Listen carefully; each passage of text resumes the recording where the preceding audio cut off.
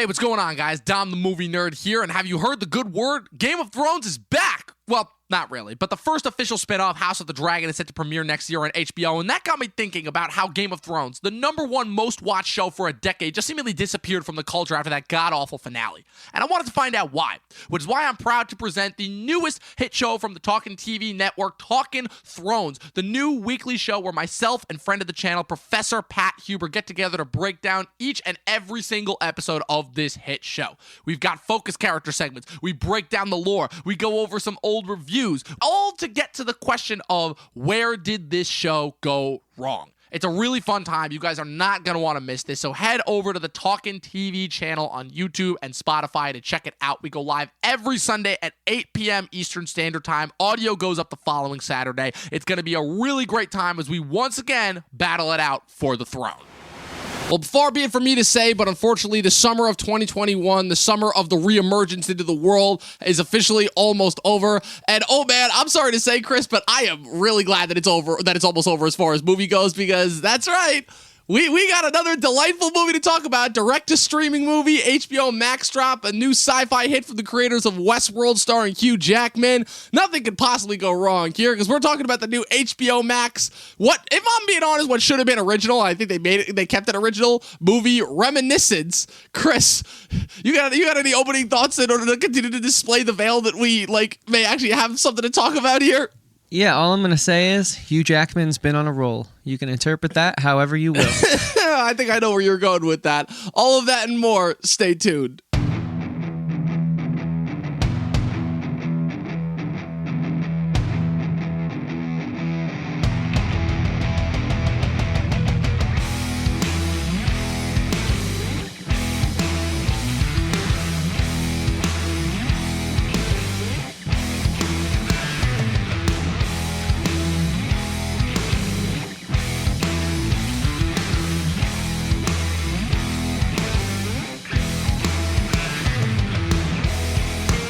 Chris, I don't think I've ever been more glad that summer is almost over. Is that just a sign of me getting old? Is that what this is? Because, I'm honestly right there with you this year.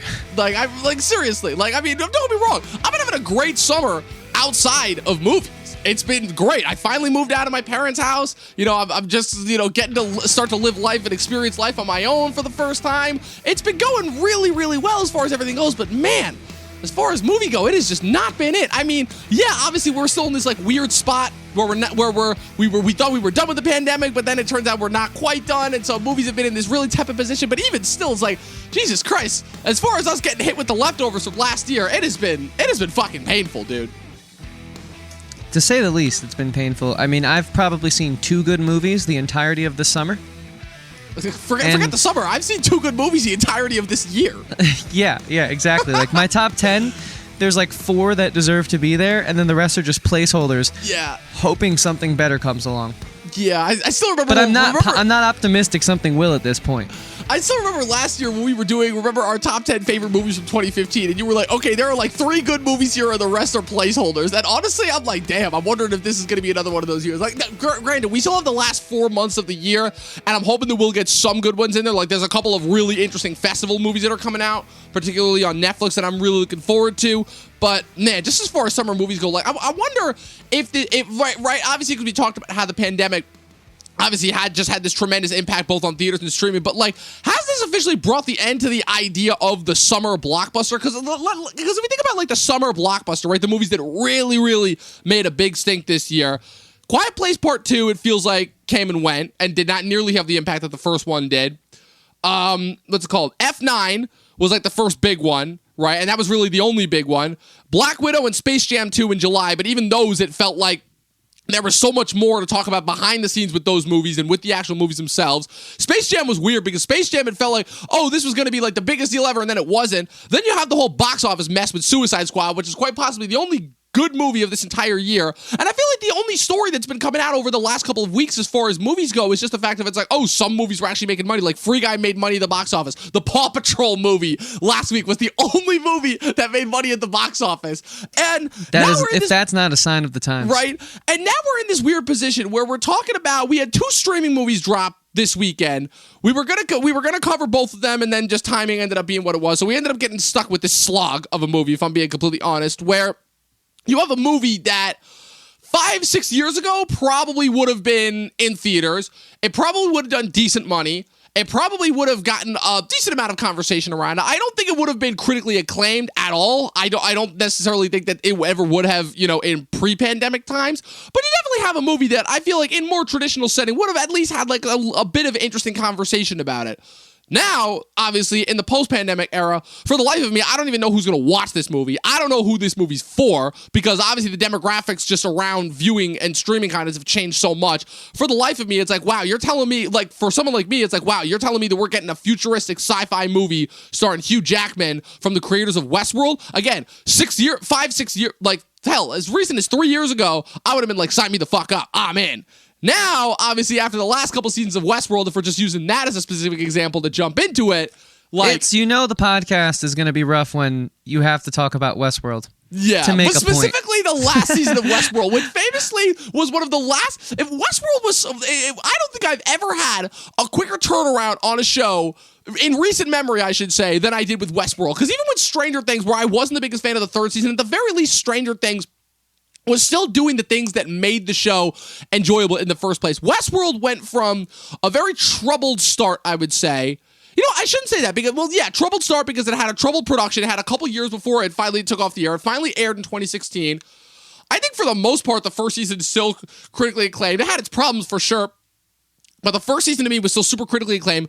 Second season comes out. People are extremely confused by it, just because it almost got a little bit too ambitious for its own good, to the point where when season 3 comes out, they drastically pull back on their overall vision. They try to make it more action-themed. They try to make it more palatable, and to me, it just loses, because it loses everything that made the show special to begin with, so that just loses me.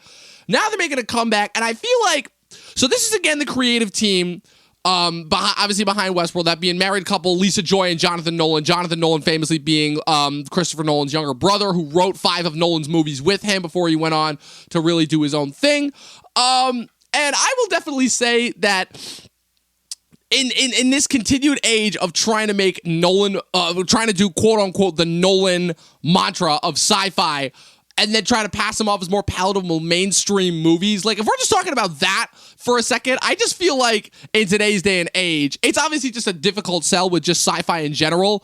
But, like, I don't know, you're more of a sci-fi guy than me. Like, what's kind of your whole take on the whole, like, attempting to, like, modernize, quote unquote, and make sci-fi more palatable for a mainstream audience? Because I feel like it's getting hit the worst as far as, let's call it, as a phrase that you like to call it, the whole Marvelification of it all. Yeah, in a completely different way, but I think the sentiment is there, and you can certainly, because it's obviously not the same approach, but I think it's just becoming more generic. I think like Limitless is kind of the movie that like marks the turning point for and gives a film like Reminiscence legs to stand on, just because of how I thought Limitless was actually a really great film. It was so palatable for audiences, whereas like, and I don't know how Blade Runner performed back in 1984, but I mean, I think that's a movie that has continued to garner and grow with time. It's very hard to digest out of the gates. It took me a few watches to really love it and have it become like one of my favorite films. But I think what Limitless did was find a great way to package deep sci-fi through a veneer that made it very tangible for casual onlookers to just sort of come and go, like almost window shop within sci-fi. And then since then, you've kind of had like Westworld, which is, I know, based off of a novel, but a great example of just sort of trying to make deep sci-fi not feel as deep to people.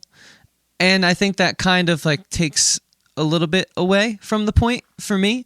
And so like a film like Reminiscence is just so cookie cutter. It's so copy and paste, drag and drop. Here are the beats that we've seen in other films that work, and we're going to plug them in here, and we're going to have some of the top actors performing, so it will help you a little bit. You know, people connect with Hugh Jackman, so let's get him in here.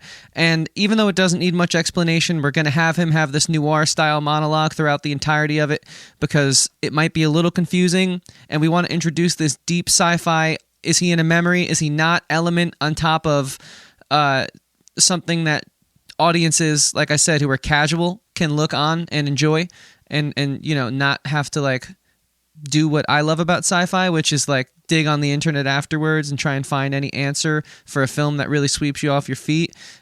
And so to me, it just kind of, this film, I get what they were trying to do, but I feel like it's, for me personally, it's not why I watch sci-fi. The film is the ultimate example to me of how you take something that, to quote unquote, would seem like it's super deep on the surface, while at the same time being the most bare bones, generic, you've seen this before type of story done a million times before sort of idea. Where you have, it's set in the future where, again, tell me if you've heard this one before, sea levels have risen, so now people only want to explore the past, they don't want to deal with the future again, with the present again. Tell me if you've heard this one before, where Hugh Jackman and Thandie Newton basically run this what's it called? This what's called this reminiscence chamber, where they allow people to come in and essentially relive memories. They do it obviously for profit, but they also do assistant contract work for the DA. And again, tell me if you've heard this one before. A mysterious woman comes in and all of a sudden throws Hugh Jackman's life into craziness when they start seeing each other personally outside of the reminiscence chamber. And of course, they get to attach, and then she mysteriously disappears, which leads them down a rabbit hole mystery that involves gangsters and hidden conspiracies and evil barons. I was literally to the point where they even had Brett Cullen, famously Thomas Wayne, from ironically enough, he was in the Nolan Batman movies, but he played Thomas Wayne in the Joker movie, literally playing essentially John Huston's Chinatown character, right down to the freaking limp with the cane and the hat and everything. Also, I still would love to know why in the future they're having the rich dress up like 1920s gangsters. I need to know about that little tidbit and why they decided to do that. But this is the definition of a movie that, again, it's just sort of that script that you feel like has been recycled over and over and over and over again, and it's just got a fresh new coat of paint on it as far as visuals go, but it doesn't actually mask up anything that this movie has going for it original. This movie to me is, at best, it's a compelling background noise at best, where it's like you look up and it's like, oh, Hugh Jackman's chasing after this guy. Okay, they're fighting a little bit. Okay, that's something. Why is that guy doing a weird accent? I'm not really sure. And then the rest of the time you're like, it's Hugh Jackman torturing himself. It's like, oh no, I'm trying to figure out, where did this girl go? Oh, she was lying to me. I'm like, literally, as I'm going through this movie, I'm like, okay, here's the checklist of everything that they're trying to do as far as this being a mimic of Vertigo, and this, it's like, it's everything that Nolan tries to do. This movie is all of, at the risk of getting too ranty, this movie is everything I feel like that Nolan pulls off in his movies, but with a little less class. This is actually, as I said, this is the second of a couple of movies that we've seen happen from Nolan offshoots, I'll call it, where it's people who are either related to Christopher Nolan or have worked with him extensively before, and then attempt to spin off their own careers and pursue these kind of these deep sci-fi ideas the way that Nolan did, and they just don't work. They ultimately just do not work. This movie is about as generic as you could get. Literally, I'm not kidding when I said that I was literally quoting off. I'm like, okay, so here's where this beat is going to happen. Here's where this beat is going to happen. And it was happening almost beat for beat exactly where it happened. Literally to the point where it's like, oh, okay, so this is where it's going to pull out and this is where it's going to be revealed to be a dream, And part of the overall reminiscence experiment. Yeah, and it's like, it wasn't even interesting. It could have been recycled tropes and done in a good way. It could have been at least fun, or sort of like, hey, we're just paying homage to the best parts of what we're clearly taking a little bit from. But it was just so boring and drawn out, and it felt overacted even by these incredible actors. The only really cool part to me was the visuals were really cool. I loved the way the world looked. I mean, I know it's not a brand new concept by any stretch of the imagination. Hollywood has forever done the whole climate change will eventually drown us in the world type thing. But I did actually really enjoy the aesthetic. I do think your fresh coat of paint comment might be the best thing this film has going for it. And I don't know quite what that exactly says, but that's maybe not the best thing to say. Well, about I mean, the it's film, funny because I watched this movie yesterday. Well, I watched this movie yesterday morning, and I was talking with my boss at work about it after I got in, and I'm like, because here, like, I will get obviously into what I think is the movie's biggest flaw ultimately, which is it's surrounding its main sci-fi concept. But I was even saying to her, I'm like, wow, this is probably the first one of these types of sci-fi movies in a long time that actually has me interested just based on the setting alone. You know, the problem is that's all the movie is going for it. Because as I pointed out, I'm like, so if the main crux of the thing that the plot relies on as far as the sci-fi device that lets us essentially enact the plot and figure out this mystery, if that part isn't even original, which I'll get to, then literally the climate change backdrop is the only thing that this movie has going for it. But that does nothing for the movie other than just play into just like it's just another thing that Hugh Jackman narrates to us about the world. And ultimately, aside from them just like, you know, being in buildings that are half submerged in water and, you know, playing an occasional like slight plot hindrance, like it essentially serves nothing. It's just a backdrop thing, you know, but it's not even remotely, but it doesn't even actually inform on anything too, other than something that's just told to us. Yeah, exactly. It's, I don't know, because I want to move out of the spoiler-free section at this point, just so I can further elaborate. But while we're in the spoiler-free, it was a sad excuse and a waste of my time. So with that being said, to put it lightly, just but you know, so that's that. Guys, please give this video a like, hit the subscribe button, and click that bell so you get reminded every time we post content. We are stronger than ever at this point, and we hope you guys will continue to stick with us on this journey. Now, Dom, you brought this next topic up, so why don't you introduce it? Yeah, so basically, again, we gotta stop. We gotta stop giving Nolan collaborators movies and series because I'm sorry, it's just not working. Like Jonathan Nolan, don't get me wrong, Jonathan Nolan is an awesome writer. Like I said, I'm still one of my favorite Hollywood stories ever is Christopher and Jonathan Nolan both driving from New York to L.A. like back in their younger film days, and them essentially conceiving the entire idea of Memento on the way there. Like that's insane to me. And like the fact that like Jonathan Nolan does not get the credit that he deserves as far as being such a crucial part of Christopher Nolan's earlier days before he became, you know, Christopher Nolan, I think it's just straight up disrespectful. But I mean, and the guy has had an extensive filmography to say the least as far as stuff that he's worked on outside of what's it called? Outside of the movies that he's assisted on. I know for a fact that he's been a part of multiple different gigantic TV shows. He helped develop Person of Interest as well. He helped and then the movies that he helped co-write, in addition to Memento, he helped Nolan co-write Prestige, Dark Knight Rises, and Interstellar. And so I definitely don't think that it's kind of unjustified him getting all of this work, but man, I don't know how to describe it as far as it's like, why is it that every single time we give someone that's remotely Nolan-esque something that is close to him? Like, is it truly a thing of where only Nolan can do what Nolan can do? Like, is there no other way to approach this type of sci-fi? Because, like, personally, to me, I feel like I see a lot of, not the same, but similar, I feel like ideas that Nolan's trying to go for within Denis Villeneuve's movies. And Denis Villeneuve is another one that can push these, you know, these grand sci-fi concept ideas with these gigantic budgets. You know, the only difference being is that Denis Villeneuve is not a box office draw the way that Nolan has become. But, like, I don't know, man, because did you watch that movie Transcendence that came out back in 2014? I still remember this. It was the most surreal thing I've ever seen, where I was looking forward to Interstellar because I'm like, yes, this is the first Nolan movie that we're getting after The Dark Knight Rises, and he's going to do space. This is going to be awesome. And then for the summer, again, another summer movie, July, if I'm remembering correctly, you get this really weird Nolan-esque looking movie that seemed like it was trying so desperately to also be an Interstellar before Interstellar even came out, starring Johnny Depp and all these other people that I knew at the time. And I'm like, what is this? And then it got terrible reviews, and I read the plot. The plot for that movie was also hilarious because it's essentially, the plot of that movie is essentially Johnny Depp gets shot, but they experiment on him and essentially merge his brain with a computer. So he essentially becomes God, basically. It's ridiculous. And Jesus. it goes pretty much exactly like how you would expect. And now we sort of got that again. And the sad part is this time, before that had the excuse because that was Nolan's first cinematographer that he worked with for a lot of his movies, Wally Pfister, who shot all of his Batman movies before he ended up switching up and going with Hoyt van Hoytema, who he's worked with since, who he worked with for Interstellar and Dunkirk, and Tenet as well.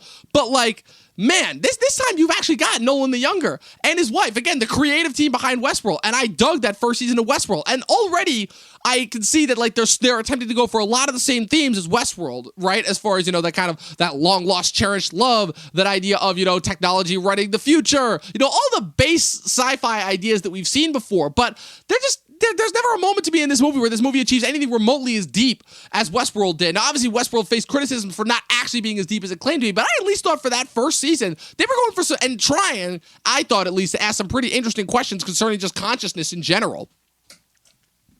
Yeah, they tried. It never really clicked for me, but that's exactly how I feel about this movie. I mean, they tried. It was clearly had a budget. It clearly had legs, but it just didn't really stand on anything for me. It just was so generic and bland. And the thing I hate the most about this new class of sci-fi films is just like the slow, serious talking. It's like there's no emotion in the performance. Right. It almost feels so overacted because it's so underacted.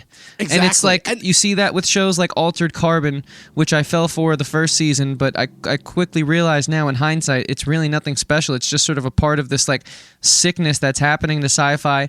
And I think it all starts really, again, for me personally, at least what I've seen from Limitless, except that movie was good. And so that's why I think everyone wants to like try and recreate that magic or make it as palatable for a mainstream audience as that film was.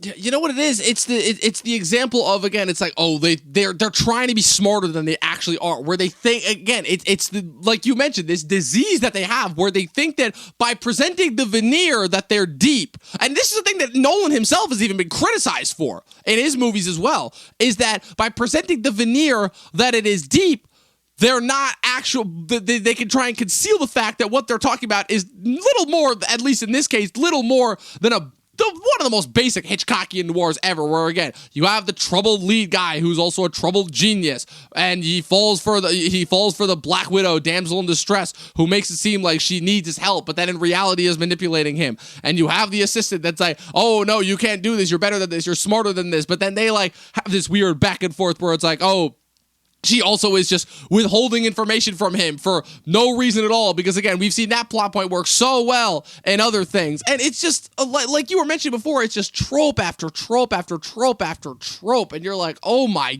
God. And it literally gets to the point where it's like, again, it's so predictable to the point where it's like, again, if I'm calling within the first 10 to 15 minutes where the movie is going to end, then that's a problem, where you have the John Huston-esque billionaire at the beginning who's like, oh, have you found her yet? I'm like, okay, so there was a slight twist there where it's like, okay, I thought that she was talking about the Rebecca Ferguson character, but instead he's talking about the Angela Sarafian character. But then how they bring that back around to include the original character is just ludicrous in and of itself. And if you ask me, they spend way too much time with the Cliff Curtis character, who is just, for the life of me, I have no idea what that guy's, what any of those guys, him and the other guy, the Daniel Wu character, what both those guys' accents are. For the life of me, I have no idea. It's like they're trying to go for this, like they're supposed to be in the South, but they're also trying to do this like mix between Southern accents and like the Bronx. It's like it makes no sense. It was horrible. I'm like, are they trying to be aliens? You know what I also hate in this new class of sci-fi films? Even the action scenes are boring. Oh man, it's like boring. They're fighting in slow motion. How does that? Chases. There are multiple chases in this movie, and every time I'm looking down at my phone, I'm like, man, okay, can we get to the next scene already? This movie. That's the action of the movie. It was so hard to get through. It was hard to get through. It was really bad. It's not as bad as some of the worst films. It's in like the bottom 5 of the year for me. I don't know, because it's funny because I was telling myself throughout this, I'm like, this can't possibly be in the same class as like the worst film. I'm like, this is no Saint Maud, this is no Spiral, this is no Space Jam 2. And then I was thinking about it, and I'm like, just because it's got like actually like decent acting and good effects and everything, it doesn't necessarily save it from having a just generic because story. It's Hugh Jackman, Thandie Newton. Yeah, you're right. It's not decent. It's bland. It's I think some of it's poor direction. We've seen Hugh Jackman be incredible. But he wasn't in this. And Thandie Newton, I haven't seen her be as incredible as Hugh Jackman, but I have seen some good performances. I know she's a talent. If this was my first time seeing either of them, it'd be a really bad way to establish. Thandie Newton has had a really tough time, I'd say, in Hollywood, because I'll say that the majority of the parts that she has been given throughout her career have been thankless, to say the least. Landing a role as the kind of quote-unquote Bond girl in the worst Mission Impossible movie, to her role in 2012, to her role in one of the worst critically acclaimed movies ever created, and one of the most thankless parts, Crash. You can imagine, obviously, how excited I was when I saw that not only was she going to be in Westworld, but not to mention how much she kicked ass in Westworld, because at least for those first couple seasons, I was actually a big fan of the character of Maeve. Me too. And everything that she had going for her. I thought that she had probably one of the most humane arcs on the show, and I think actually setting her up as like this contrast to the Dolores, the Evan Rachel Wood character in that show, was actually really fascinating. And here, once again, she gets another thankless part where she's the assistant, but she's trying to protect her boss, but protect him from what you say. And, she's really just doing this as an excuse because she's really just an alcoholic. And I'm like, oh my God, are we ever going to stop with this? Are we ever going to stop with these goddamn thankless parts? She's played these types of parts like 400 times before, and you're still doing it. And don't even get me started. I think it's hilarious too. I literally just realized this. I'm not even kidding. I think it's hilarious too how we have two Mission Impossible girls in this movie. We got Thandie Newton from Mission Impossible 2. We got Rebecca Ferguson, who's been in the last two movies, Rogue Nation and Fallout.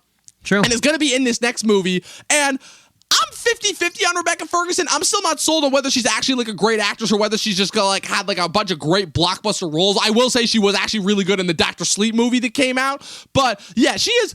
Well, we all know the type of performance she's giving here. We've seen the type of performance 500 times before, so it's by no means a difficult performance per se.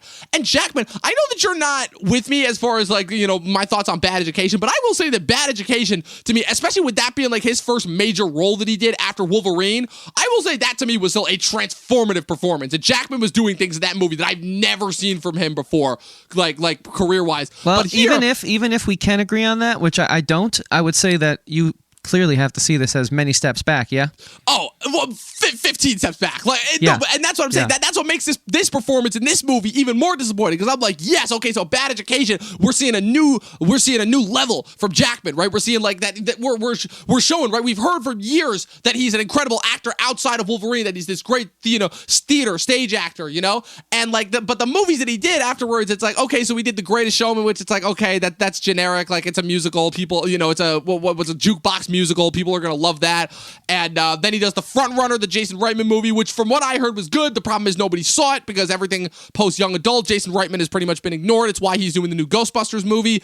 And then he does this, and you can imagine my surprise when in the movie I'm like, is he doing bits from Wolverine? Like I've heard that growl and that grunt before. Like and I'm like, is he prepping us for a Wolverine return? Like, is that what this is? No, like, I just think it's and that's where my brain is going in a movie that has nothing to do with anything superhero related. right, and that's bad. That's bad. But I will say this, just to kind of get back to the top of the conversation here under this topic. Yeah, I think first of all, we don't have to stop giving Christopher Nolan collaborators opportunities. I mean, I personally want to see people work, especially in this day and age. So whatever, if someone wants to pay for it, that's on them.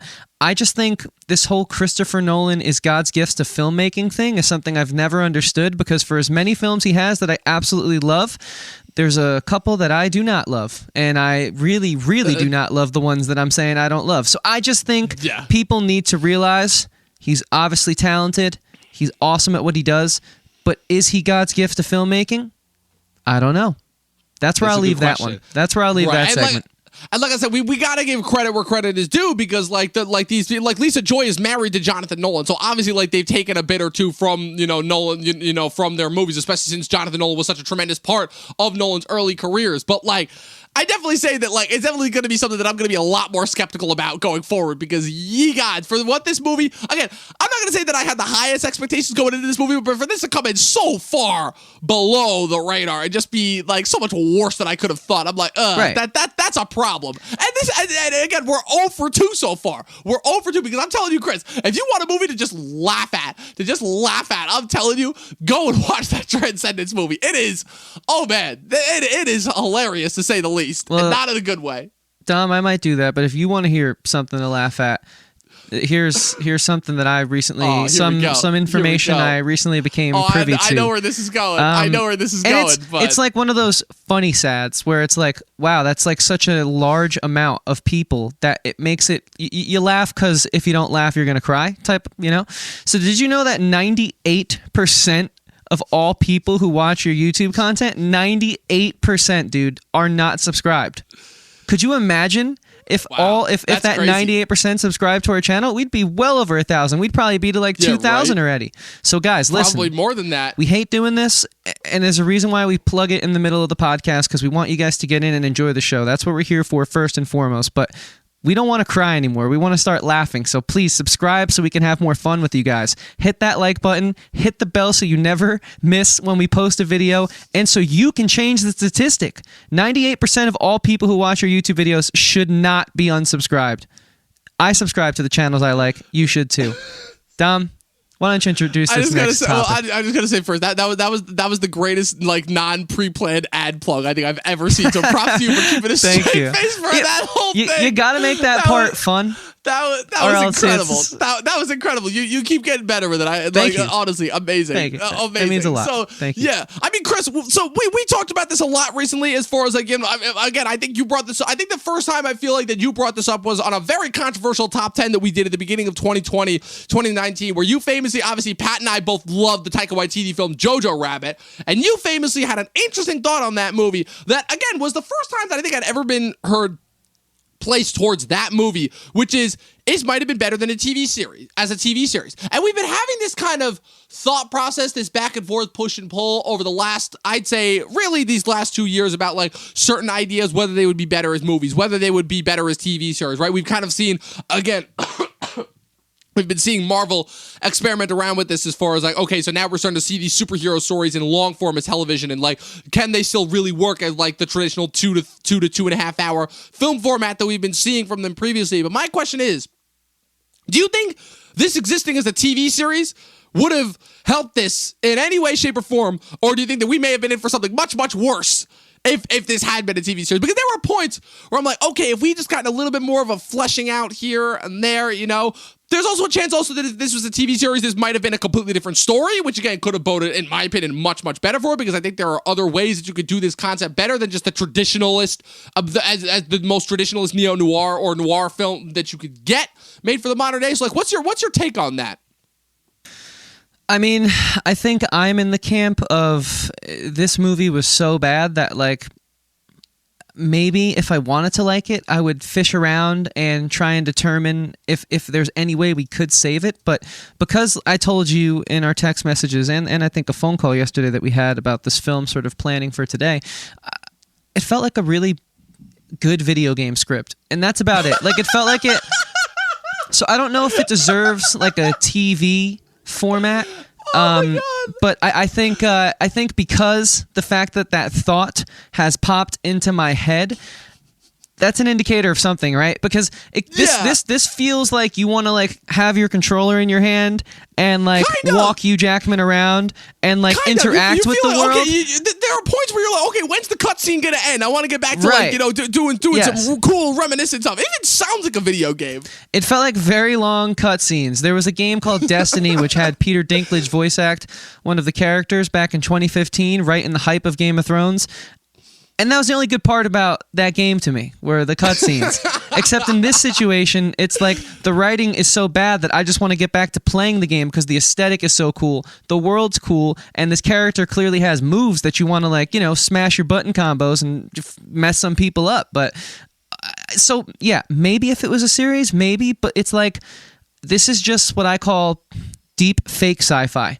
And I don't mean deep fake in like whatever political way people use that term now. I mean, it's like they're trying to be so deep that it just feels so thin. It feels so forced. It's what's the word?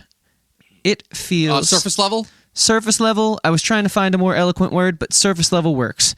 You know, it's just cookie cutter, and so that's why it could be a good video game, because you can have like the whole like which way do you want to go type thing in this Miami city. I would love to explore like the underwater section. I'd love to like, Right. maybe do like a side quest where I help like a bartender for information, unflood their basement. Opportunity. But like, That's a missed opportunity if I ever saw one, not having James Cameron come in and just direct a Hugh Jackman looking for something in the underwater segment, Yeah. Because like I feel like that's speaking right to him. Like, James Cameron, come out of Avatar land for a little bit, man. Experiment around. Go back into the ocean like we know that you love doing. right, and I found the word I was searching for. While surface level does work, it just feels contrived. And I think There a we lot go. of video game writing is, and I know I listened to a podcast, they interview quite a bit of video game writers. It's talented writers who live in LA and they want to work and they want to sell scripts no matter what it is. And so they write for video games, they write for mobile apps, whatever they can do while they're trying to make it as the screenwriter they want to be.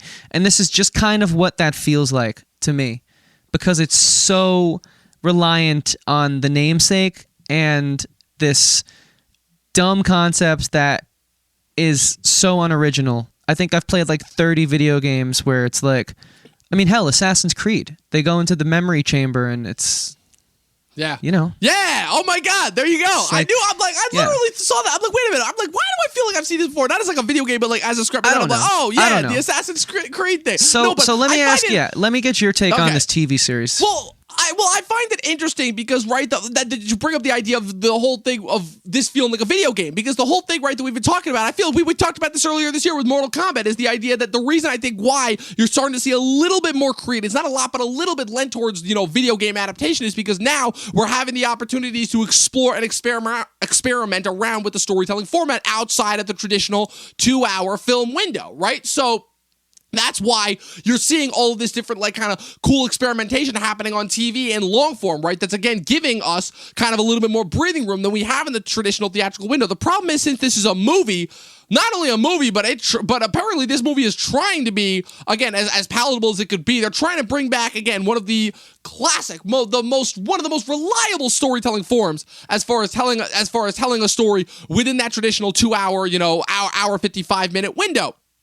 The problem is, and I'm actually glad that you brought this up to me before. The problem here in this instance, I think it comes down to one thing, because I've seen these types of tropes and this type of storytelling function used before, and I've seen it done well.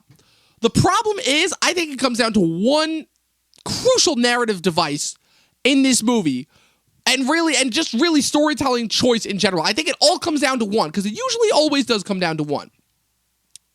The device that they're using to tell the story, both metaphorically and physically within the actual story world itself, are both not only just unoriginal, but the means in which they help push the story forward feel very not forced, not contrived, but feel very manufactured for the sake of just making things happen. Because you have this device where Hugh Jackman can literally just go in and explore different people's memories, and that lets him play around with all different sorts of, okay, dream hopping. Oh, we don't know whether this is actually happening, whether this is a dream. It's some faux attempt in order to manufacture tension. I don't really know why. I think it's handled much better in Inception, only because at the very least in Inception, that kind of trickery, let's call it, is only used within the setup in order to help introduce the audience to the world of the dream. So it serves a purpose, right? Because you notice once they actually get into the heist that takes up the second half of that movie, they're only doing the jumping from different worlds in order to help you understand the story from all the different levels. It's not doing it in order to try and trick you, right? This movie is deliberately doing it in order to try and trick you. So that's problem number one.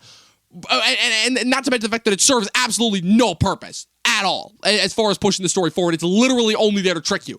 That's problem number one.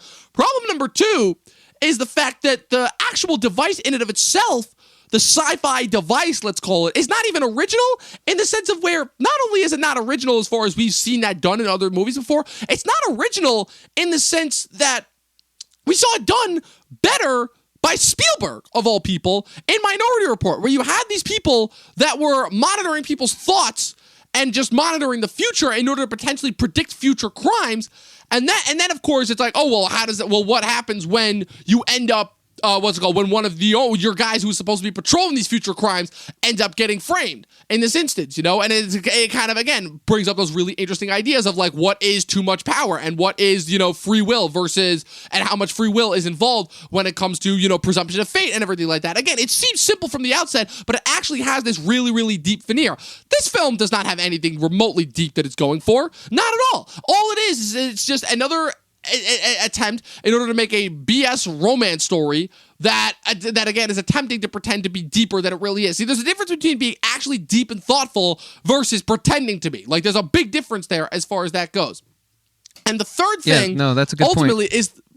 And the third thing, and I think kind of the wrap up, let's call it, of this point is the fact that even if this were a TV series, right? Again, the reason why I bring that up is because it would end up being a completely different story. Because if you ask me, there's no way that you can make a Hugh Jackman searching for this girl, or maybe you can. I don't know. Because again, maybe with more writers involved and maybe with more time in order to flesh it out, you would get something a little bit more interesting than this basic generic ass bare bones plot that you've seen a million times before over the course of 8 or 10 episodes. You might actually get something different. You might get a chance to explore the world more. You might get a chance to actually, get to know some of these characters different view. They talk about this war that they fought in previously. That sounds like it would be interesting to explore. Yeah, interesting to explore, kind of like.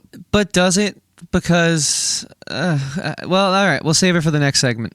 But well, I mean, I'm bringing up a lot of points. I'm bringing up a lot of points here as far as I go. Like I said, you're the TV nerd, so it's like. Again, so I think the only reason that war concept or this environmental concept, how they talk about New Orleans and they talk about Miami and they show you these honestly really beautiful like drone shots. I assume they didn't rent a helicopter. It's 2021. I think I was about to say, who rents a helicopter for these types of shots in 2021? Yeah. So I'm just gonna assume they're drone shots. And it looks so cool, and it seems like a world, a playground that I want to be in, that I want to go to. But it's just the only reason I think that this super generic, easy to plug in and use to give context type, I want to call them devices, like this war, this climate, it's because what we're watching is so boring that you just want to latch on to anything else and hope you get a taste of it, but you never do. Yes. Does that make sense? It does. It absolutely does. It's like, but again, because imagine if that's all Blade Runner had. We would not have speaking about this movie. Like Blade Runner has this world, this dystopian world, these androids that are having these existential crises because they don't know that they're androids and they want to feel, but they can't. They only live for 3 years.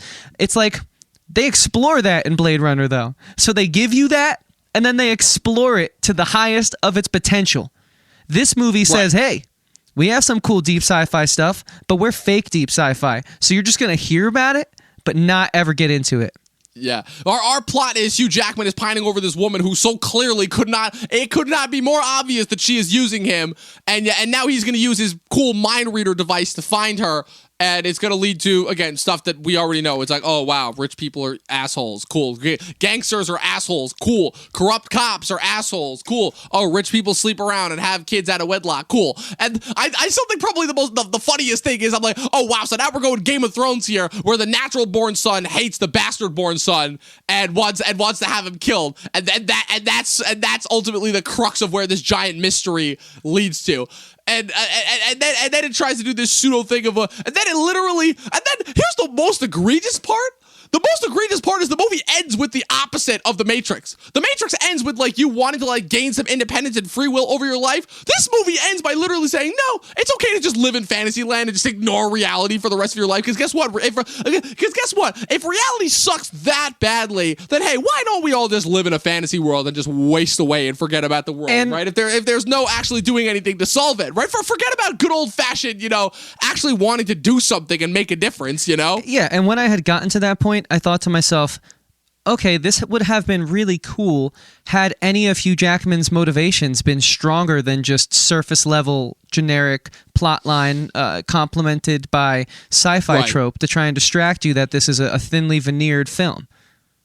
Because you're right. Exactly. He fell for this girl for what reason? She just walked in and it was love at first sight? She literally just walked in and she was hot. I'm like, don't get me wrong, but like...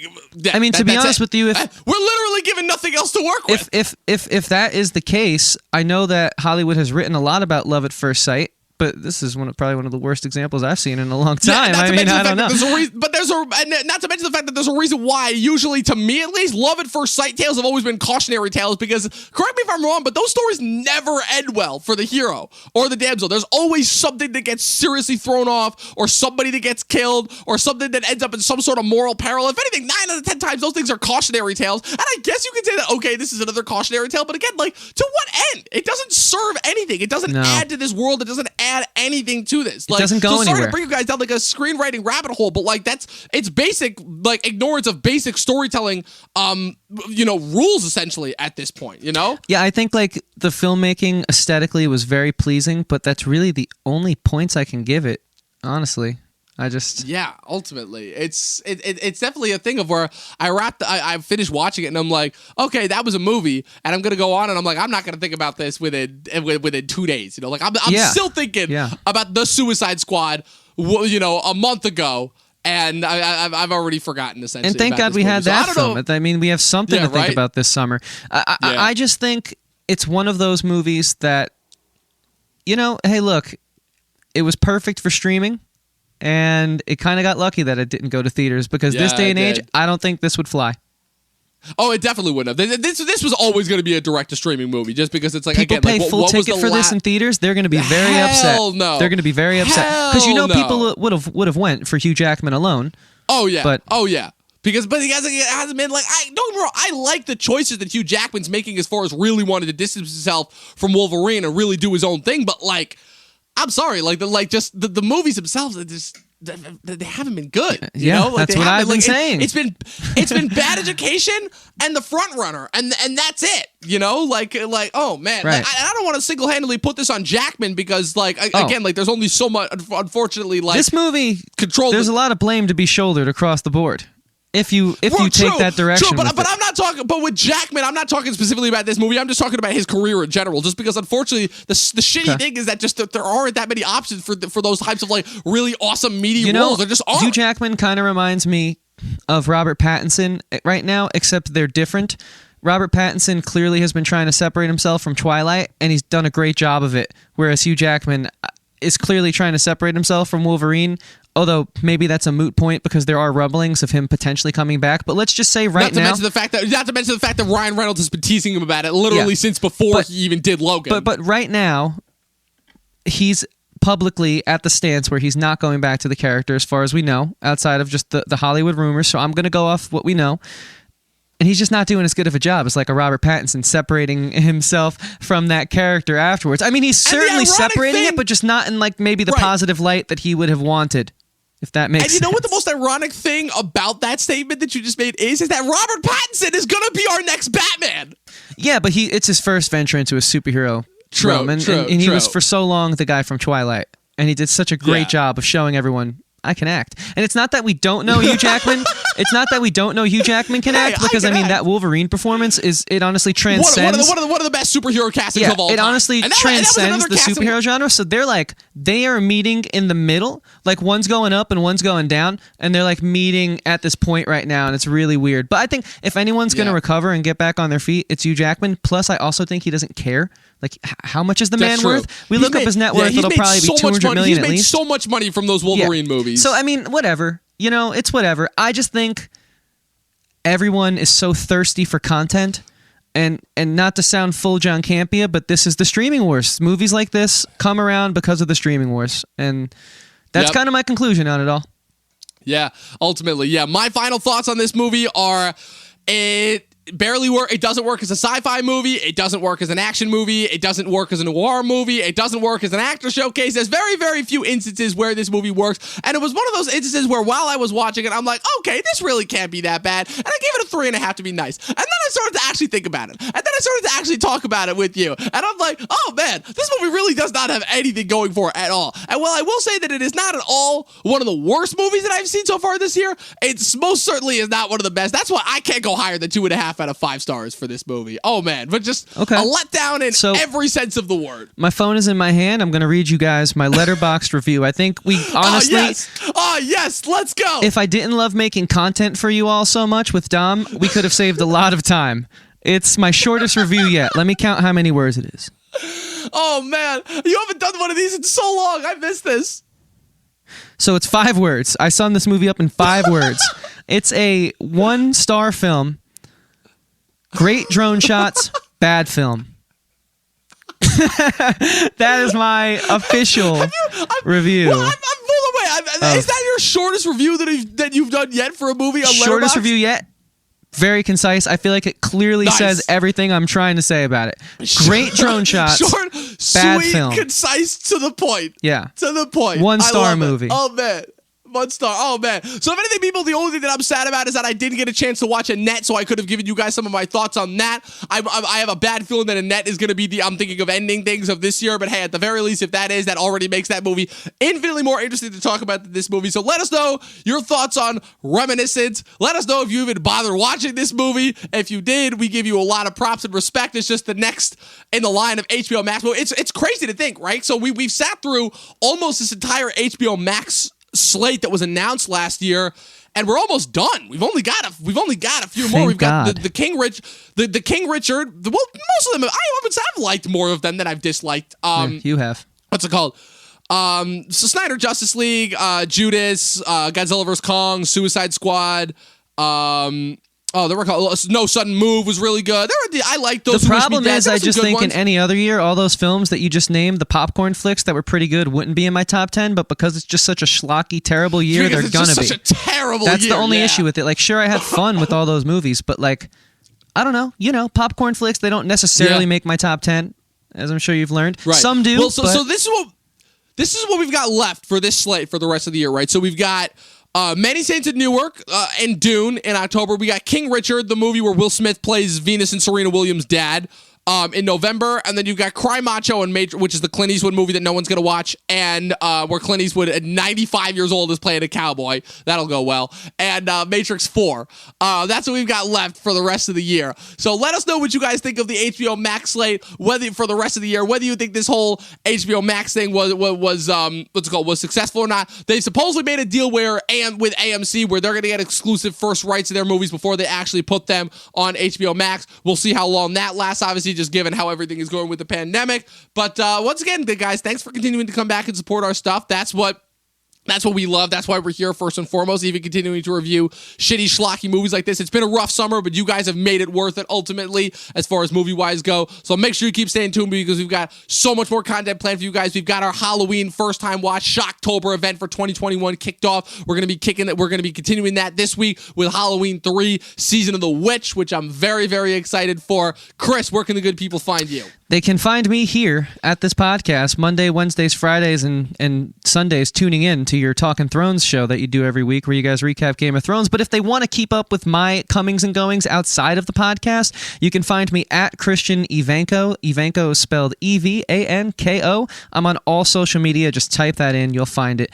And hit the link in my bio if you're going to be there. I make music, which you can find on Apple, Spotify, SoundCloud, YouTube, Google Play, any major outlet. I'm there. And I also have another podcast called Talking with Andrew and Chris. It's a fun time. We do interviews. We kind of get more into like picking musicians' brains about what's going on in their heads. And so if you're into that type of thing, yeah, hit the link in my bio. Find it there. That's Talking spelled the same way we spell it here with Andrew and Chris. And of course, Dom, where can they find you on the internet? Well, they can find me posting sarcastic things on my Facebook and Instagram at Movie Nerd Reviews, all one word. I also just recently activated my Twitter. Well, not activated. I just recently went on my Twitter, same handle, at Movie Nerd Reviews. I may post on there. I may not, most likely not. But hey, you never know. I like to keep my audience in suspense at some point. I haven't had a sarcastic post on there in a while, but I don't know. I have a feeling the good one's coming up. So stay tuned for that if you guys are into that stuff as far as that goes. But you can really find me posting each and every single day on our main handle for our podcast, at Talking TV Podcast on Facebook and Instagram. Go follow there if you guys want to continue to support us. Again, I post there every single day, updates, news flashes, clips from our shows, little, Instagram promotional material that I put together, all that stuff on those two handles right there. If you guys go follow that, it would be tremendously helpful. Chris, I just want to say thank you again for showing up, even for these shitbox movies we've got for the summer. We've got one more summer entry before we officially begin our fall entry. It's been an absolutely fantastic summer. Thank you guys for tuning in and being there with us each and every single step of the way as we've dealt with this weird transition post the pandemic. But as always, people, you guys remember, watch more fucking movies 12 seasons in a short film. I flipped it up on you guys there. See, I did something different. We'll see you guys next time.